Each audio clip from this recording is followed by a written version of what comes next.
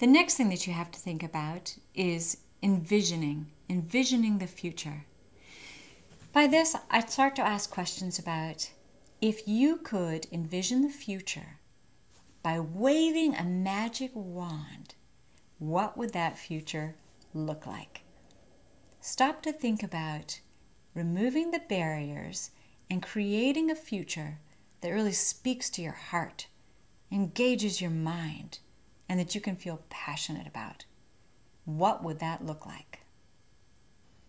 So you'll notice that I asked the magic wand question, and I don't ask, so what are your personal goals?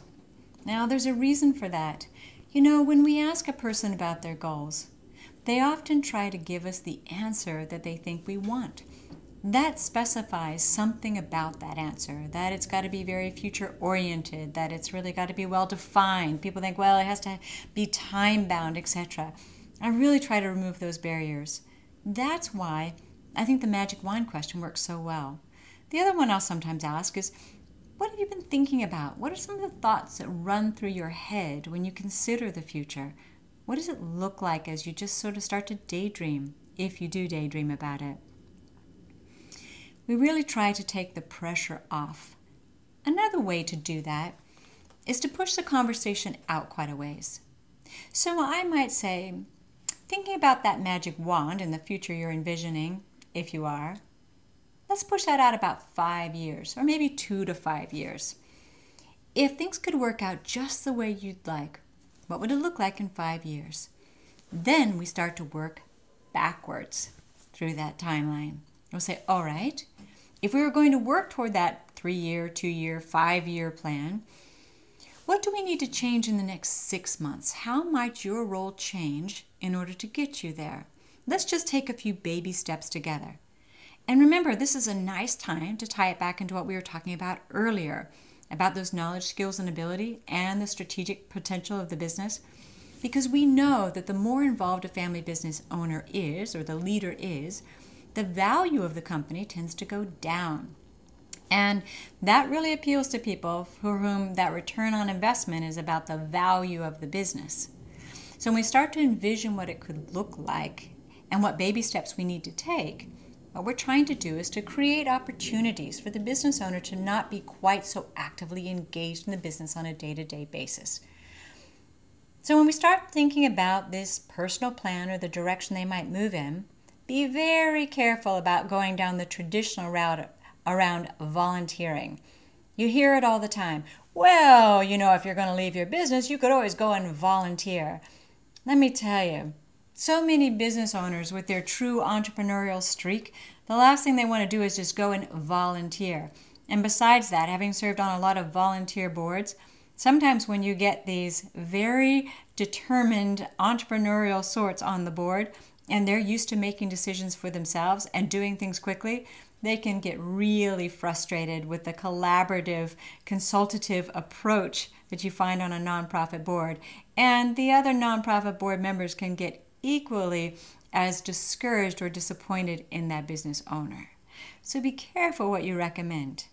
Some of the things that I'm more likely to engage in a conversation about are, talk about some of the things that you really are very passionate about, or where you've had the most fun, or you feel like you're truly contributing. Where can we find opportunities for you to feel that same thing again? That could be in being on somebody else's board, or it could be in investing in another small business, or coaching another business as they get started, serving in some sort of other community event or community program where they can really use those entrepreneurial skills. Generally, it's not any one thing. You're going to need to find several different things and set both some short-term goals and some longer-term goals. One of the things I find very important is to help the business owner to see the picture in their own mind's eye. So we might play around with a lot of different scenarios, remembering no judgment around any of them. It's really what they want to do. But they need to start now, trying out different things. Because again, the research tells us if they're not doing it today, before they retire, they're not going to do it later. So today's the time to start dipping their toe in the water. And then finally, thinking a little bit about personal effectiveness. Now, this is really quite a touchy subject. I'll open up that conversation by asking about what are some of your concerns as you start to look to the future. And business owners will tell me sometimes it's financial. They don't know if they have enough money in order to be able to survive as they move into the next stage of their life. Sometimes they're concerned about the social aspects. What are they going to be doing? How are they going to spend their time? How will they relate to perhaps their husband or their wife who's still in the working world? Sometimes it's emotional because they feel like they're going to lose their sense of value. And sometimes it's both physical and emotional. I know for myself, I can't remember where I left my car keys, let alone figuring out where I put a report that I placed somewhere 6 months ago. As we get older, our ability to remember really starts to wane, and trying to figure things out. And sometimes I'm afraid that I could be repeating myself. What if I've just told the same story twice in just a number of days to the same people? How embarrassing. That's one of those unspoken aspects of aging, traditional retirement, getting older in the world of business that we just don't talk about. So here's a couple of things to consider when you're working with your clients.